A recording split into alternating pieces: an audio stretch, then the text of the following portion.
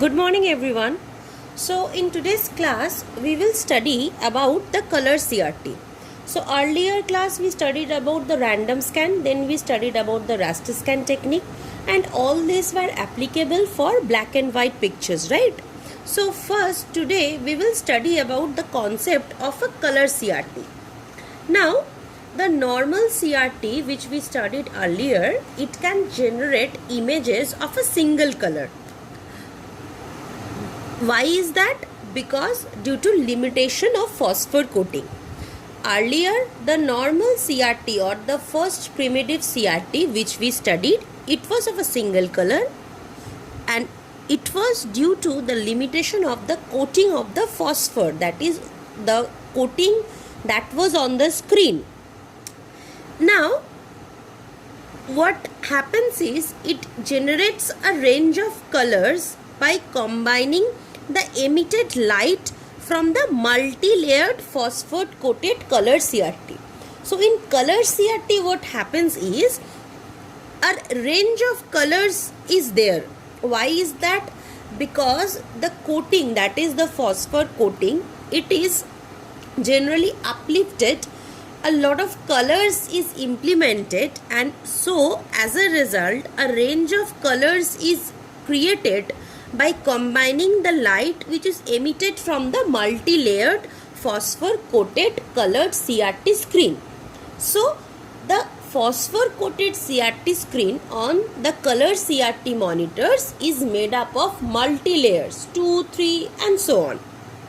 So there are two basic techniques which is used for producing colored display. The first technique is the beam penetration technique, in short I have written as BPT, and the second technique is the shadow mask technique, in short I am written as SMT. Now remember this thing, beam penetration technique is used with random or raster scan display, and shadow mask technique is used, beam penetration technique is used with random or vector scan display, and shadow mask technique is used with raster scan display, right? So the beam penetration technique is used with vector scan display, where the CRT monitor screen is coated with two layers of phosphor. As in the picture I have tried to draw the two layers of phosphor, that is, one is of red color, red phosphorus coat, another coat is of green phosphorus coat, and this is the screen. So the outer layer is of red color and the inner layer is of green color, that is, the outer layer is of red phosphor and the inner layer is of green phosphor. Okay, now I didn't have any red colored sketch pen, so I used the pink color sketch pen in order to indicate the two different colors, but it is not of pink color, it is of red color. Okay, so the CRT screen, that is behind the CRT screen, the display is coated with two layers of phosphor, because what happens is in color CRTs is that the phosphor coated screen is coated in multi-layer in different colors. So in beam penetration technique, two basic colored coated layers are there. The outer one is of red color coated phosphor coat and the inner one is of green color coated phosphor coat.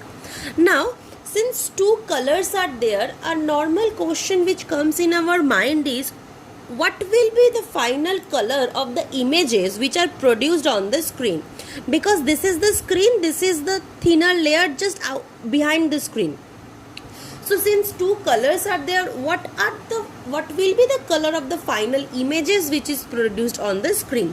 So this color of the images, it depends on how far the electron beam it penetrates into this phosphor layer. That is, this phosphor layer, how far this electron beam penetrates, the color of the images produced on the screen depends on that. Now three things can be there.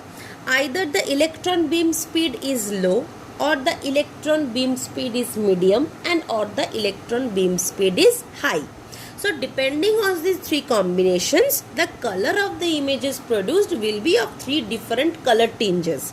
That is, if there is low electron beam speed which strikes only the red phosphorus, that is the beam which is going from here, that is not of very high speed, that is of low electron beam speed, and it could at last strike in the red phosphorus screen, it cannot go further, then it will produce red traces on the screen. So the picture or the images which we will be seeing, it will be of a bit reddish tinged in color. Similarly, if the electron beam is of high speed, then it will strike into the green phosphorus, that is it will go through this red and it will strike the green one. Then when it strikes the green phosphorus coat, it produces traces of green traces on the screen. And if the electron beam is of medium speed, it produces colors of combination of red and green. So if we combine red and green, two type of colors can be there. First one can be an orange tingish color and the second one can be a yellowish tinge of color. So basically, if the electron beam is of medium speed, if it strikes the screen with medium speed, then two types of tinges which we can be seen of the images produced on the screen, that is combination of red and green, which can give us orange and yellow, right? So the demerit is only 4 type of colors can be generated. That is, it can be reddish tinged in color, it can be greenish tinged in color, it can be orangish, it can be yellowish. These are the CRT techniques or the CRTs we are talking about, the very first generations when the color monitors came into existence. If you notice, if you remember, in those days, those colored images are very much different with respect to the LCD LED pictures which we have today. Okay, those images were somewhat of a reddish tinge of color, greenish tinge of color. It was actually like that. So since it can only generate 4 type of colors, that is red, green, yellow and orange, so this is the first demerit of this beam penetration technique. And also the images produced, it was not of good quality, because if I cannot segregate and produce different combinations of colors on the screen, then definitely the image which is produced as a byproduct, it will not be of good quality. Okay, but the merit was what? The merit is, it is inexpensive. That is, in comparison to this shadow mask technique, obviously it will be inexpensive, because we are not making it more complex, we are keeping it very simple. That is, electron, how it is flowing, we just developed 2 layers, we just did 2 layers of phosphor coating behind the screen, and whenever the electron is striking, depending on the velocity, that is with how much velocity or how much speed it strikes the screen, depending on that, the tinge or the shade of the color will be produced, right? So what is the takeaway from this topic, that is beam penetration technique? The first takeaway is, beam penetration technique is used with random or vector scan display.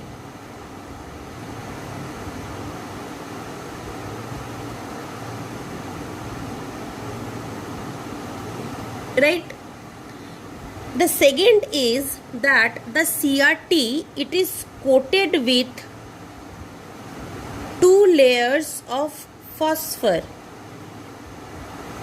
What are the 2 layers? One is of red in color, another is of green in color, right? Okay. The next thing is that between these 2 layers, the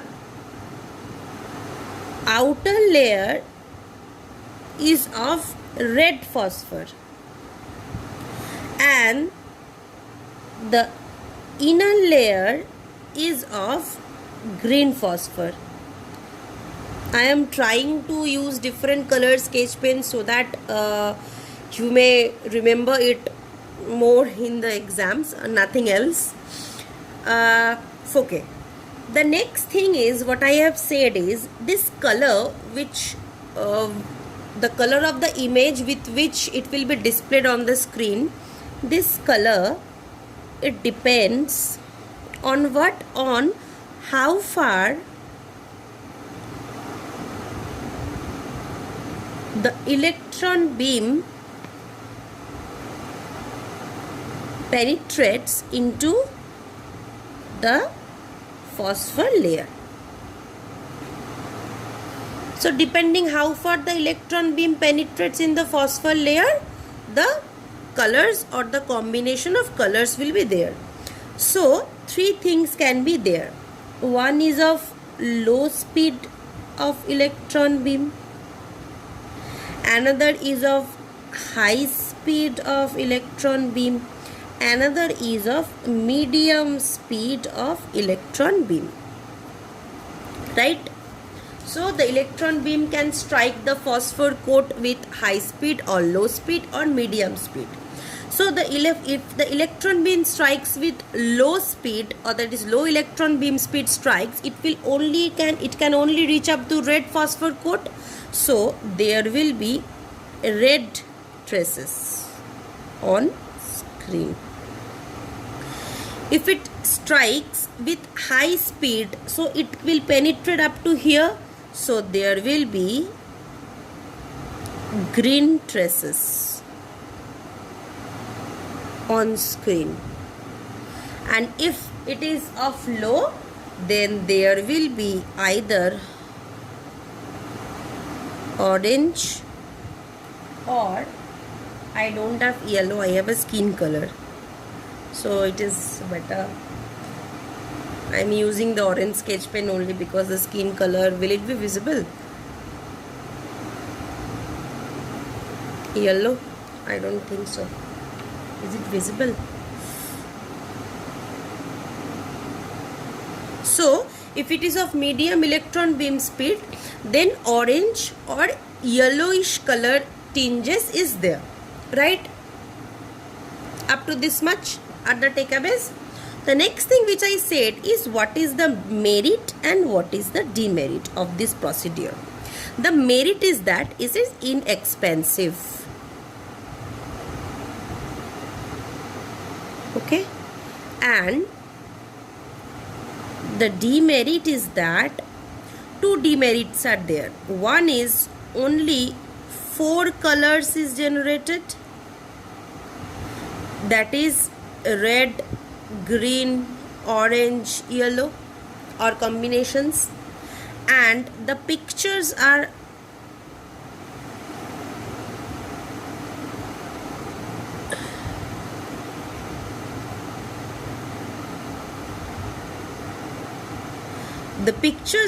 not of good quality, so good quality not preserved in the pictures.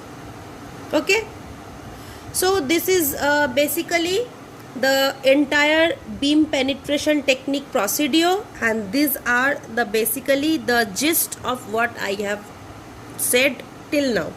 So I hope you have understood this topic. Now we will be studying the next topic, that is the shadow mask technique.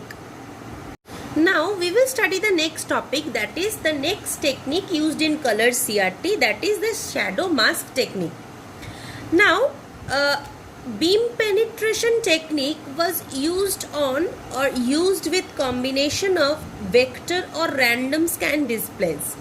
Now this shadow mask technique is used in combination of raster scan display, and it produces wide range of colors.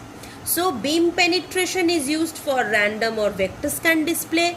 Shadow mask technique is used on raster scan display, and obviously it produces wide range of color, because whenever we will use the concept of raster scan, we learned in earlier class that raster scan, the entire screen is divided into the concept of pixels, because those pixels which will be highlighted is of one color, and the pixels which are not need to be highlighted is of zero color.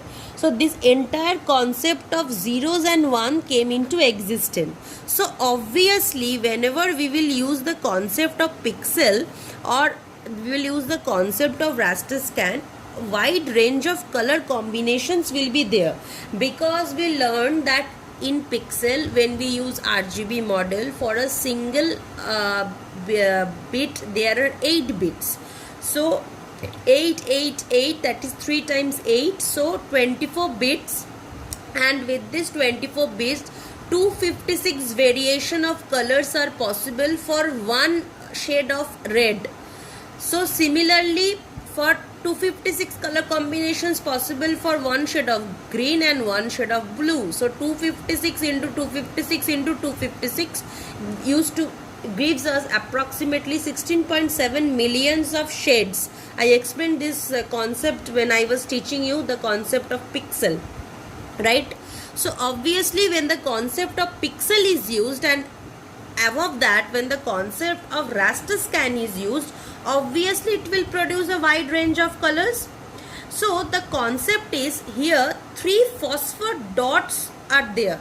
You can see 3 phosphor dots, that is of red, green and blue, and each pixel position will have these 3 dots, and but whatever electron beam intensity is, depending on that it will generate that corresponding color. That is, if I say it in simpler term, this is my screen, just behind the screen there is a shadow mask. Now in the shadow marks there are holes. The distance between two holes are not so much, it is very fine. We know that the entire screen, when we use the concept of pixel, the pixels grow like this, right? So the entire screen is divided into rows and columns, and there is very small distance between each and every pixel. So the entire screen is divided into the concept of pixel. Just behind the screen, as you can see, there is a shadow mask grid. What they do, this shadow mask grid, they have holes. How are the holes placed? Corresponding to each pixel, that is, this hole and this first pixel and first hole will align with each other. The second hole and the second pixel will align with each other.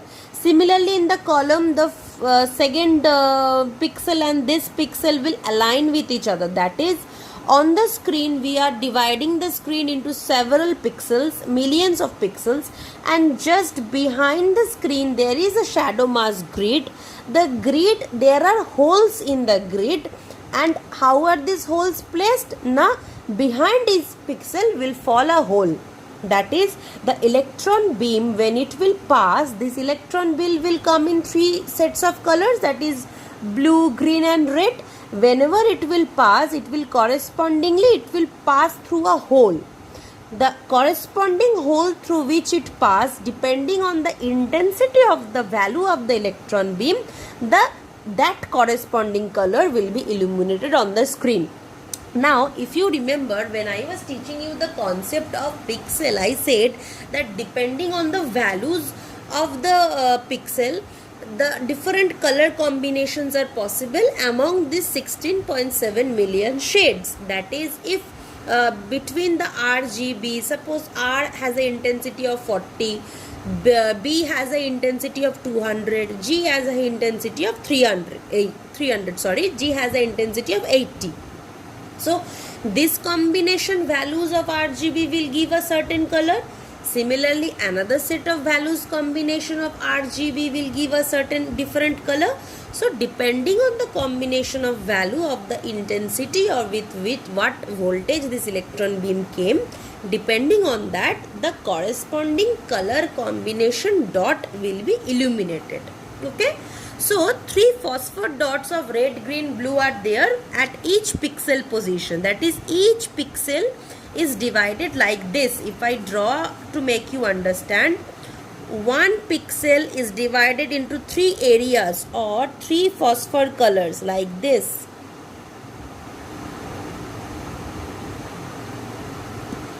Suppose this is the red, this is the green,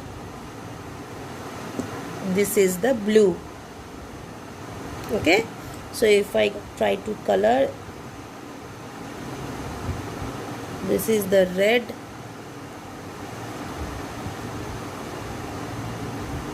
this is the green, and this is the blue section.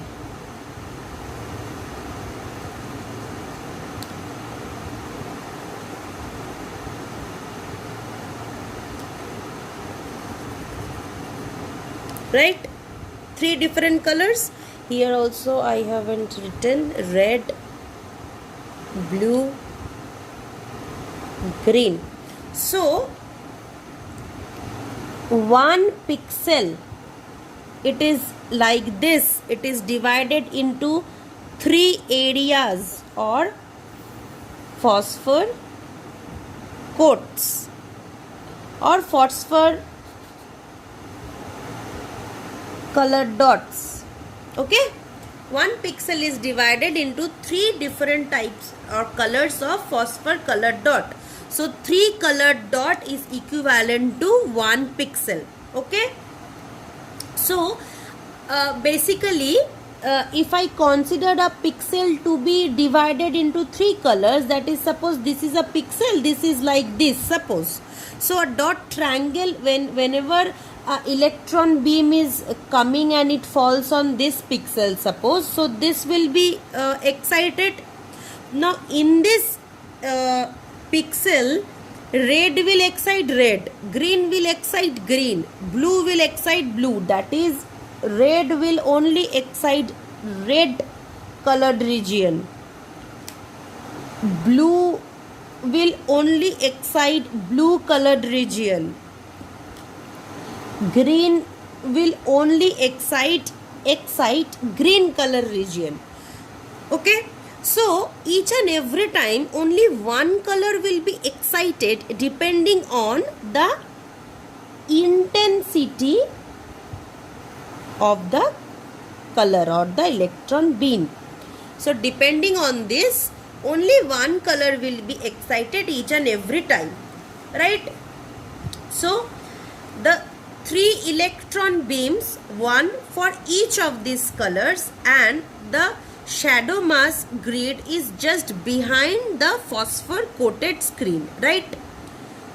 Now this shadow mask screen consists of holes which are aligned with each pixel or each dot patterns, right? So the 3 colored beam are deflected and focused as a group on the shadow mask. So they are deflected and focused as a group on a shadow mask, and they excite a particular dot by passing through the hole. So the beams, when activates, it activates only the corresponding color and the color generated by combination of 3 colors. So suppose I am telling that if I have different RGB values, so one color will be generated. If I have another set of combination, another color will be generated, but only 1 color is generated each and every time. So by varying the intensity of the electron beam, more and more color is generated, right? So obviously the quality of the images will be better in comparison to what we were getting in beam penetration technique. But the problem is that this entire thing will be very expensive one. So nowadays, if you go and now if you used to buy TVs, what used to cost, the costs have become higher. Okay, so remember something, that is, this number of pixels, that is, this number of pixels is equivalent to the number of holes in the shadow mask. Because what did I say? I said that this shadow mask holes will be aligned with each and every pixel. So if I do not have same number of pixels and same number of holes and also at the same locations, then this alignment won't be possible. So obviously the number of pixels will be equivalent to the number of holes in the shadow mask, right? So what are the takeaways from this shadow mask technique? If I jot it down, what are the takeaways? The first takeaway is it is used in raster scan display. And since it is used in raster scan display, a wide range of colors is possible. Right? Fine. 3 phosphor dots of red, green and blue is there, as each pixel, that is 1 pixel, is divided into 3 areas or phosphor colored dots.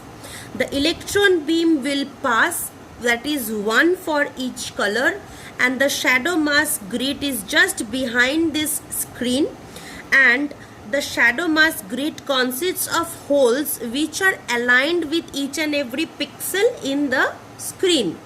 Right? Now when a beam will pass, it will pass through the hole, it will go and fall on the screen, but it will only excite that particular color which it is need to excite, and this color can be modulated or can be generated by varying the intensity. More and more colors will be generated, and the number of holes we have, the same number of pixels we need to have, and in the same exact locations. Fine. So this is the working procedure of the shadow mask technique which is used in color CRT. I hope you have been able to understand how this is performed.